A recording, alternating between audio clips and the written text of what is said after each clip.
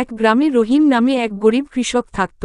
সে খুব পরিশ্রমী ছিল এবং প্রতিদিন ভোরবেলা উঠে জমিতে কাজ করত। তার জমি খুব একটা বড় ছিল না, কিন্তু সে মন দিয়ে চাষাবাদ করত। রহিমের পরিবারে ছিল তার স্ত্রী আর 2টি সন্তান। সংসার চালানো খুব কষ্টকর ছিল, কিন্তু সে কখনো হাল ছাড়েনি।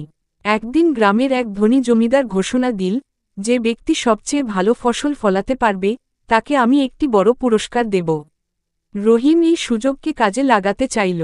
সে আরও বেশি পরিশ্রম করতে শুরু করল, ভালো বীজ সংগ্রহ করল, নিয়মিত জমিতে পানি দিল, সার ব্যবহার করল। কয়েক মাস পর ফসল উঠল।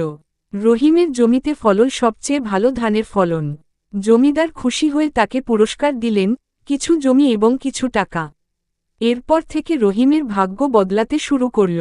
সে আরও জমি কিনল, ছেলেমেয়েদের পড়াশোনা করাল, আর গ্রামের মানুষ তাকে এক উদাহরণ হিসেবে দেখতে শুরু করল। শিক্ষা, পরিশ্রম ও ধৈর্য